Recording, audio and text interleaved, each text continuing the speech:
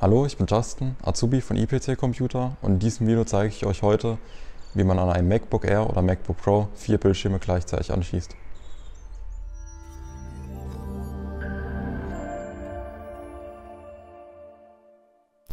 Wir haben auf unserem Kanal schon mal ein Video dazu hochgeladen, wie man an einem MacBook 2 Monitore anschließt. Darauf haben wir öfters mal die Anfrage bekommen, ob das auch mit mehreren Monitoren möglich wäre. Und hierzu zeigen wir euch jetzt die Lösung. Nochmal kurz zu den Docking Stations. Wir verwenden zwei IPC Computer Docking Stations dafür, die jeweils DisplayLink unterstützen, was ihr auch auf eurem MacBook braucht.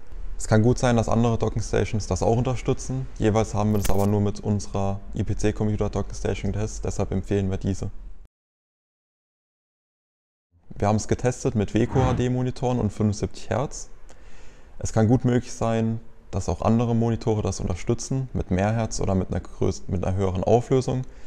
Dies können wir aber nicht garantieren. So, um das kurz im Vorhinein nochmal klarzustellen, wir brauchen zwei Docking Stations von der Firma IPC Computer. Die verbinden wir später miteinander, sodass das dann auch am Ende mit den 4 Monitoren funktioniert. Wir nehmen jetzt als erstes das USB-C-Kabel, was auch im Lieferumfang dabei ist. Das ist ein USB-C auf USB-A-Kabel. Das stecken wir hier ein in der ersten Docking Station. Verbinden die Monitore normal über DisplayPort oder HDMI. Da kommen die ersten 2 Monitore dran, danach kommt der Strom dran. Das heißt, mit der ersten Docking Station werden wir soweit fertig. Jetzt kommen wir zu der zweiten mit dem Verbindungskabel von der anderen Docking Station. Das stecken wir hier auf den Port ein. Danach gehen wir wieder weiter zu den normalen Monitoren. Wir nehmen jetzt hier wieder 2 DisplayPort-Kabel, stecken dann hier auch jeweils den Strom ein.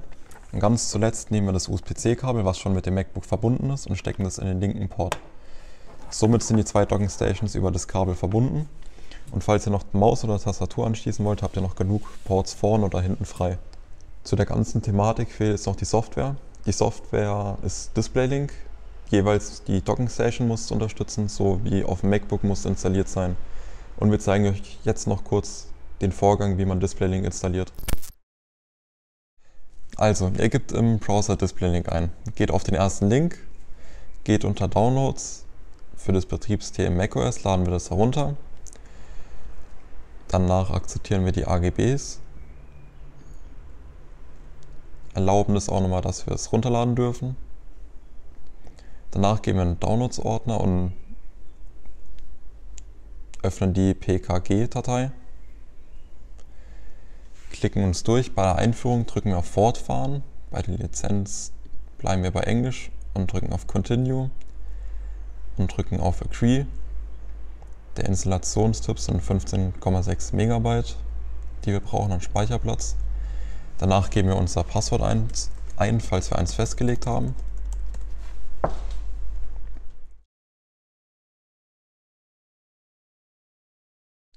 So, nachdem die Installation erfolgreich war, drücken wir auf Schließen. Danach können wir dieses Installationsprogramm in den Papierkorb legen und somit sollten dann noch alle anderen 4 Monitore funktionieren. Falls die Monitore jetzt noch nicht funktionieren sollten, schaut mal kurz noch in die Einstellungen rein wegen der Berechtigung. Das kann auch gut möglich sein, dass es da noch ein paar Probleme gibt. Falls ihr noch Probleme bei den Monitoreinstellungen habt, könnt ihr gerne in die Systemeinstellungen mal kurz reinschauen unter Displays. Ihr kommt in die Systemeinstellungen rein, oben links über den Apfel, geht dann auf Systemeinstellungen, geht dann auf Displays, dann werden euch die Displays auch schon angezeigt. Danach geht ihr auf die Bildschirmeinstellungen und habt die Übersicht für alle Monitore mit dem Namen zum Beispiel PL274QS, das ist zum Beispiel der erste von uns. Da könnt ihr die Wiederholrate einstellen, bei uns zum Beispiel 75 Hertz.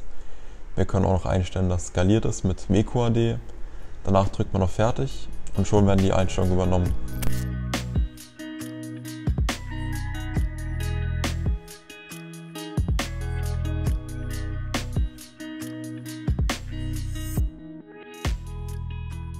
Ich hoffe, euch hat das Video gefallen. Falls ihr Anmerkungen oder Fragen habt, könnt ihr es gerne in die Kommentare schreiben und lasst doch gerne ein Like da.